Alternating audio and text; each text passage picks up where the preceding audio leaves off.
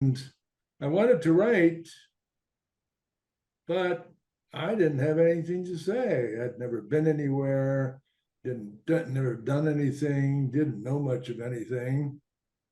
And it wasn't until I took off and hiked the Appalachian Trail that I finally had something to write about. So I, my wife and my 10-year-old daughter and I hiked the entire Appalachian Trail in 1973. And that was back before it turned into this big social experience. It was Right, wilderness then. right, right. So at the completion of that journey, about 5 years later, I started writing a book and realized I hadn't the faintest idea about how to write a book. Welcome to the Audacious Living Podcast, where our ongoing goal is to help you live your best audacious life ever. Here we share stories and insights to empower you to reach new heights and embrace daring adventures in all aspects of your life. You know, it's a pleasure to have you here with us, and I really thank you for taking the time out of your day to join us on this episode. Now, just like a hiker navigating through uncharted territory, our guest Mick Lowther shares how learning lessons along the journey can lead to personal growth and transformation. Just as each step on the trail presents a new challenge, each experience in life offers an opportunity to learn, adapt, and conquer.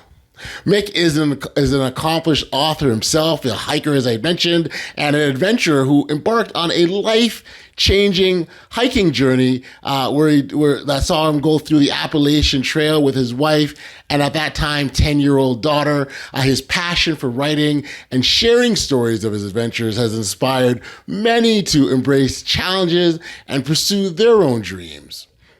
Mick's experiences and insights align perfectly with the mission of the Audacious Living Podcast, which is really to encourage listeners to step out of their comfort zones, take on brand new challenges, and live boldly. His stories of perseverance, self-discovery, and triumph are a true inspiration for those seeking to live audaciously. So now we've got the table set. Let's turn to our conversation with Mick. Enjoy.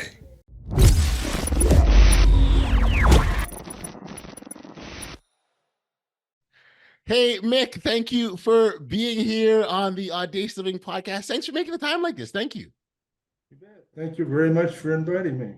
Yeah, you know, for me, the opportunity to engage in dialogues and conversations from a cross section of individuals is always inspiring because everyone's got their own story, their own pathway, their own journey, if you will. And so to be able to have an opportunity to share, you know, sharing those journeys and those stories, but then lessons that we can take for our own selves, you know, live this best audacious life that we talk about is really what I enjoy. And so I thank you for being here, and thank you for sharing a little bit of your journey. Now you've worked a long time in sort of the tech industry, 60 years, is that right? Yeah, that's right. I started programming computers in 1962. So you've definitely seen a few changes along the way. Oh, that's for sure. That's for sure. My phone has more power than the computer did back then. Wow. So, and then you're also a writer too. So perhaps maybe as a starting point, make you sort of give our listeners an insight into you and your journey a little bit, and yeah, we just learn about you. Well, I went to college, and that was the first time I realized I was good at something. Okay. Um, I was good at math, wasn't afraid of it, and I was good at English and literature and writing. And I chose math to be a better career path and ended up programming computers in a company in Rochester, New York. And turned out I just loved it very much. I enjoyed the computer because it had rules. And if you followed the rules, your program worked. And if you Right. didn't, it didn't. And it didn't matter who you were. Yep. And so, not being a very social person, it was me and the computer. And as long as I followed its rules, we got along just fine. Got you. And I wanted to write, but I didn't have anything to say. I'd never been anywhere, never done anything, didn't know much of anything. And it wasn't until I took off and hiked the Appalachian Trail that I finally had something to write about. So my wife and my 10-year-old daughter and I hiked the entire Appalachian Trail in 1973. And that was back before it had turned into this big social experience. It was wilderness then. Right. So at the completion of that journey, about 5 years later, I started writing a book and realized I hadn't the faintest idea about how to write a book. And so I rewrote the book 6 times. Okay. And after 12 years, I finally got something that I could say, this sounds pretty good. And I had been corresponding with publishers, and they expressed no interest whatever. And so I sought out self-publishing outfits. Yep. And I did it that way. And so I published the book, and that was, the first edition was one I put out in hardbound by myself. Made 30 some copies and gave them to friends. Sure. And then found this self-publisher, got that done, and that was the second edition, and that sold out just like crazy. I sold it through the Appalachian Trail Conference, their name at the time, and it became a very popular book. And it is still there's 300 books about hiking the Appalachian Trail, and mine is still in the top 10. Oh, congratulations! Congratulations! That's certainly an accomplishment. Curious, Mick, why did it take so long? What weren't you happy with when you had to keep redoing it? You said you did it 6 times, right? Yes, I just didn't like the way it sounded. I was searching for a style, searching for a voice or whatever that is, and I let someone else read it, and they said, way too much detail. You need to back out. So I went through and edited that, and it turned out I overdid that. Okay. And so I republished the book, edition 3, and as one of the readers called it, this is the director's cut. Okay. So anyway, that's what's for sale now. And I'm really pleased with how that book turned out. And I've written a second personal adventure book, which is a collection of adventures I've been on, and over the course of 30 years. Right. And I gathered them all up into a volume that kind of documents me out looking for something. And so that's what that's about. In the 90s, Can we just go back to that adventure? Because I'm curious, what, like, were you an adventure? Like, what were you seeking, or were you just a natural adventurous? I really like backpacking. Okay. And I would go alone. I would go with friends. I would go with family. At the closure of my first book, Walking North, I said that I had found out some things, but maybe that was just the beginning. That was something else out there to find. And so, like Kipling, I said, something hidden, go and find it. And so that was what all the rest of the hiking was about. And I collected the stories in which were uh, I went some interesting place or I did some interesting thing. I almost drowned one time. Wow. Went on extreme backpacks. Like I spent 24 days alone in the Arizona desert, Oh, wow. just going from place to place. And I hiked the Chilkoot Trail, which is the one you see in the wintertime with all the gold miners climbing up over to heading for the Klondike. I did that, but not in the winter. Got you. Got you. And Yeah. No, I was gonna so, say it sounds like definitely the adventurous. And so I guess what I'm curious about, is there anything that you learned about yourself in all these journeys? yeah, in the first book, I said to be warm, safe, dry, and not hungry The basic is needs. richness indeed. Yeah. The basic needs, right? Warm, safe, dry. Yep, and that was because we had reached the point where um, any problem that came along, we could figure out a solution.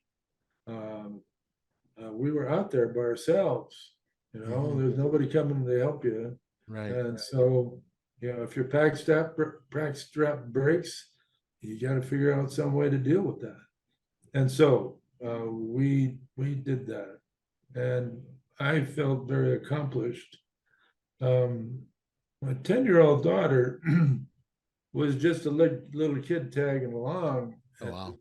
at the beginning, but 200 miles in, we got to the Smokies, and the typical hiker of the day was a college guy in between Mhm. semesters or years or whatever, Mhm. out banging off a few miles, and they made a big fuss over her.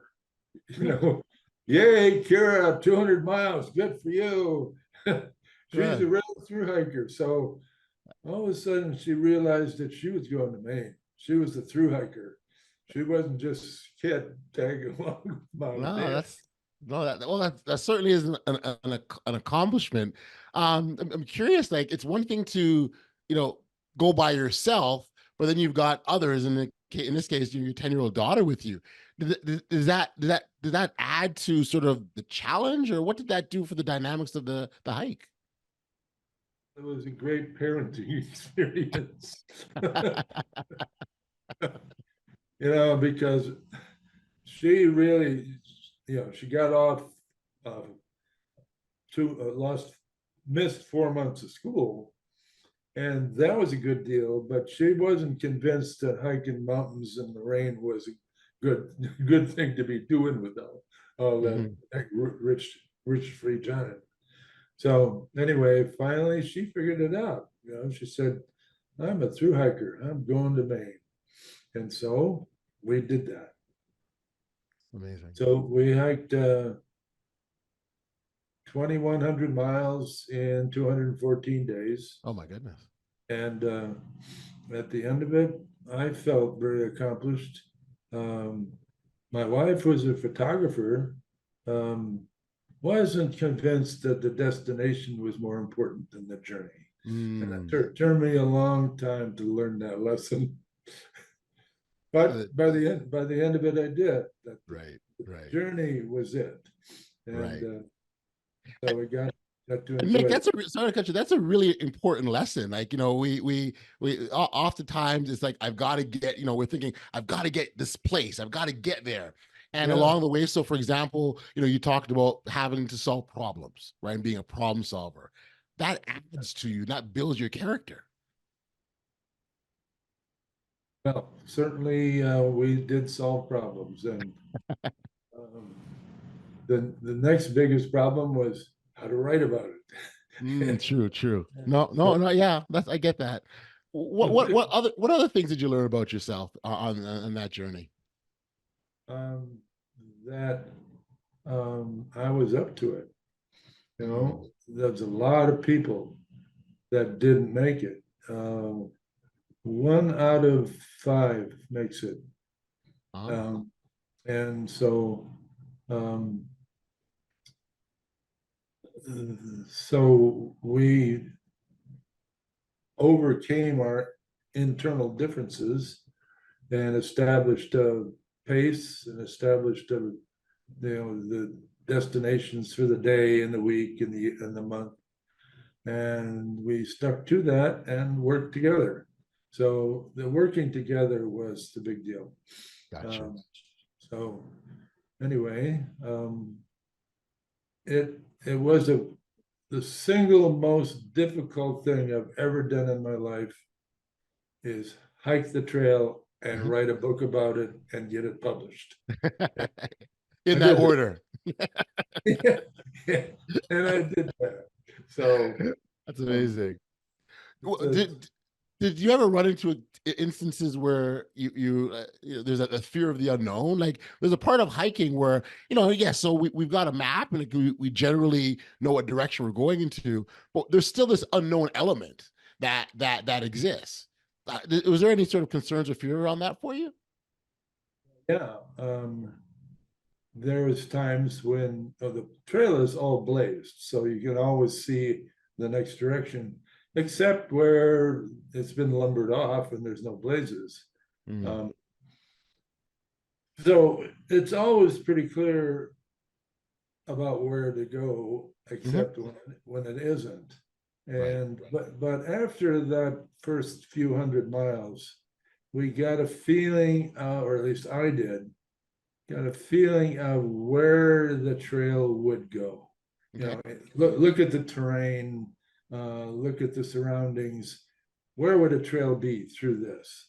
And that has served me uh, many times on all the other hiking I did, especially hiking the superstitions in Arizona. Uh, Trails are not marked there. Gotcha. Uh, Okay. so you have to have a feeling about where would the trail be, and it there. I see where it's going to go. Right. What's the logical way to get there? And well, I've been lost in the superstitions, and I've been found out there. And because I hiked the trails that weren't frequently hiked. Okay. You know, the primary trails there's people pounding along them all the time, but Sure. in some of the backcountry, um, it's not so obvious, and it hasn't been maintained in years. Right. And sometimes whole bushes have grown up in the trail, and so Okay. that blocks you. And then finally, when you look on the other side of it, oh, there's the trail. Right. Right. So Oh, even in that, there's a lesson, right? Like you're on we're on this pathway, and there you go. All of a sudden, there's a bush that comes up, but the trail leads on the other side. So the goal is to get past this bush yeah. somehow. Right. And so what you do is you go back to a place where you say, this is trail. I know it's trail. Now let's go forward again to see what I missed. And Mm, sometimes you see a ribbon in a tree that says, oh, the trail's been moved here. And sometimes you see brush in the trail that it seems like it should go there. Well, maybe it really does. right, right, right. Would that be an example of some of the problems you talk about being a problem solver, of the things you'd have to figure out on the trail? Oh, yeah. Yeah. Yeah, So, but I always found my way, gotcha. and You certainly uh, did. I've spent several hours lost and milling around, and there's absolutely no one there that knows or helps. And the only thing you got to go on is footprints, and they were Wow. just as confused as I was. Wow. Wow. Wow. Wow.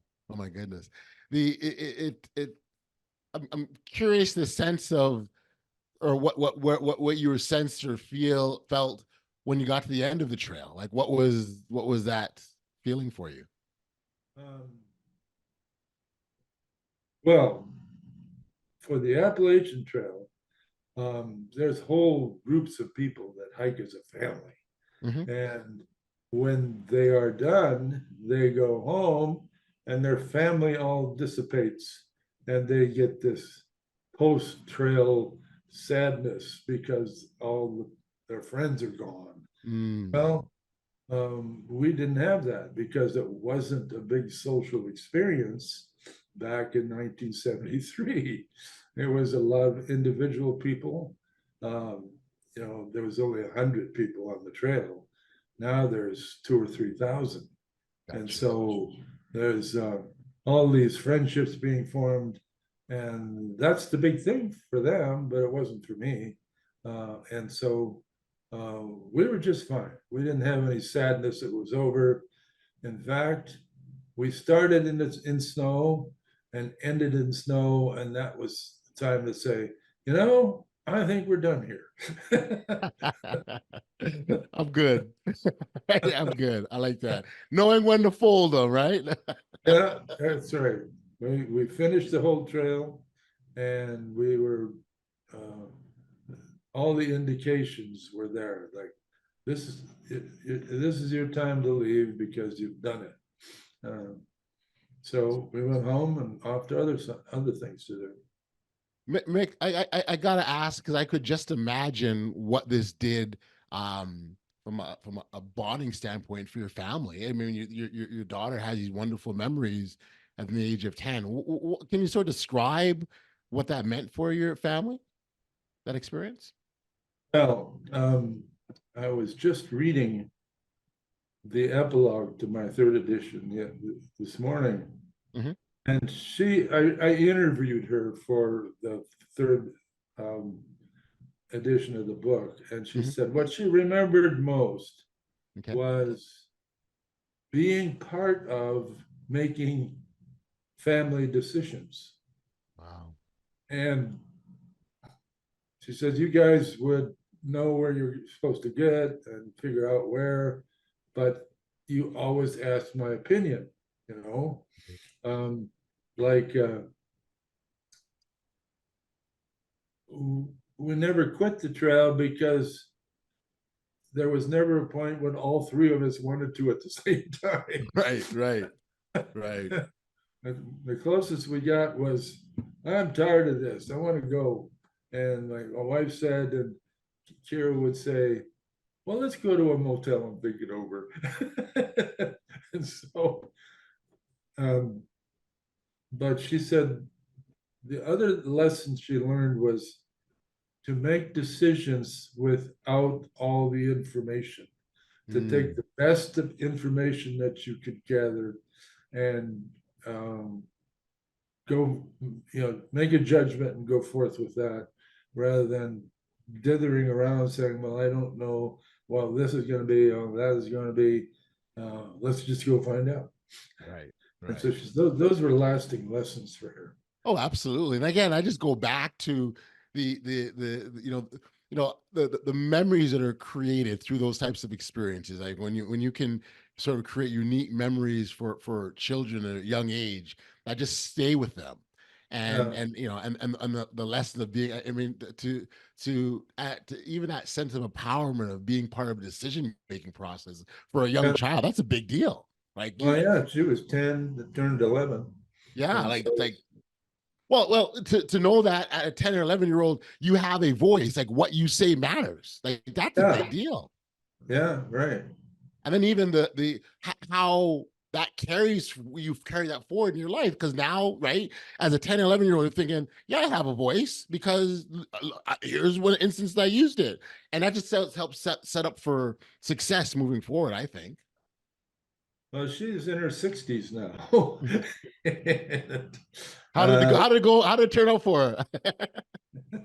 she was an independent child before we started and became even more so after the Yeah. trail and since Yeah. then. So she's Powerful. she's led a very successful life and good for her. Powerful, very, very powerful. And that's wonderful. And as a father myself, I very much value the opportunities to help my children uh, progress, whether it's not just through material things, but through the lessons that they can be taught, and through my own actions and life experiences that I can impart onto them, or even the example of manner in which I live my life. And so when you talk about that experience and how it's impacted your daughter for the good, it resonates with me, because I think that's, when we talk about role of parenting, I think it's so important. At the beginning, we had to bribe her with chocolate bars. At the end, she was saying, "Yeah, just don't get me up too early, will you?" Got you, but got you. but I'm in. Right, and she could say that because she's got a voice, right? Right. That's awesome. I remember The one time. I remember one time she said, "I'll have breakfast in bed, please." And so grabbed the end of her sleeping bag and pulled it out of the tent and sat her down at the picnic table in her sleeping There you bag. go. You're still in bed. I love it. Oh, that's amazing. That's amazing.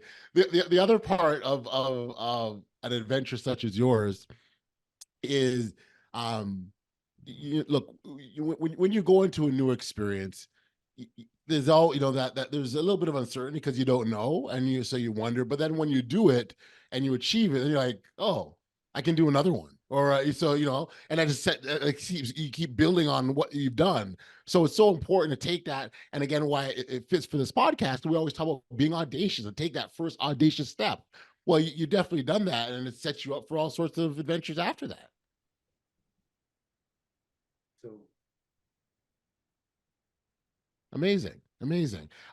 So you've got a few books, right? You've got under your belt now. 6, you said, right? six, yeah.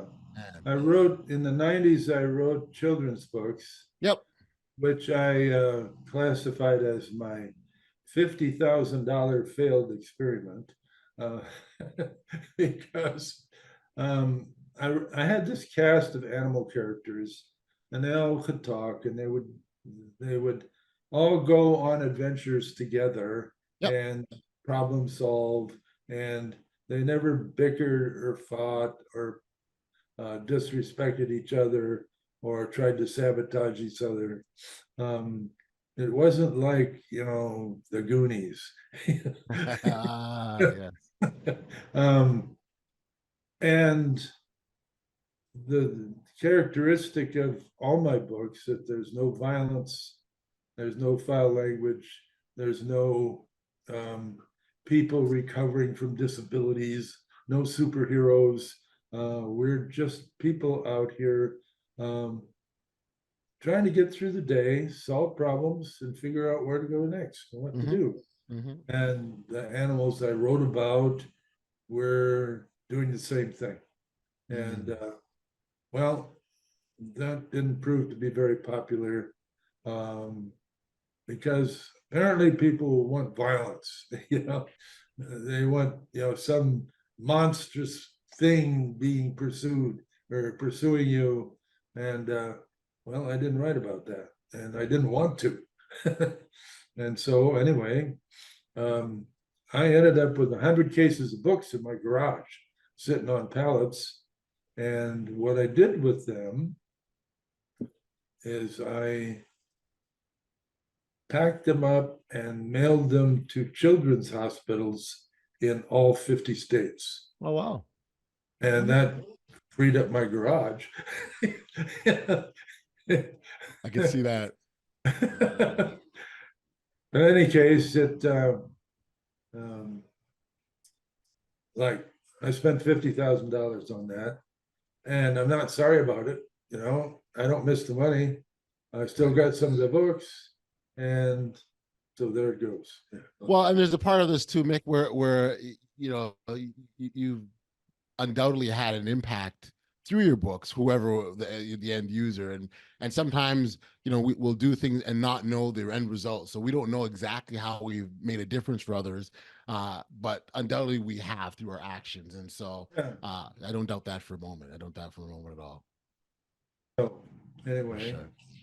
and I've written 2 novels since then, and I'm working on the third book of that trilogy. So Very good. that's where I am right now. Oh, this is just so awesome! Congratulations on your experiences and taking from them, and being able to apply them and share them with others. I think it's fantastic.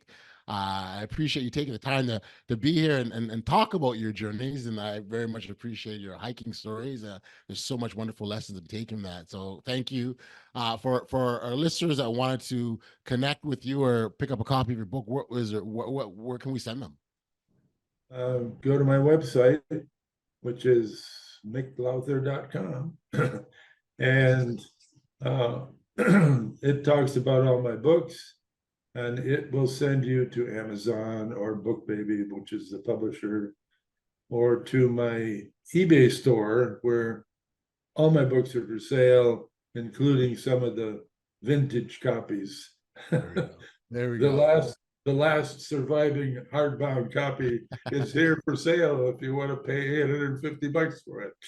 It's there. We'll put that out there, and we'll let the folks know that they can access them. Thank you, Mick, for doing this. I really appreciate the time, and all the best. Well, thank you very much, sir. Enjoyed talking to you. Take care.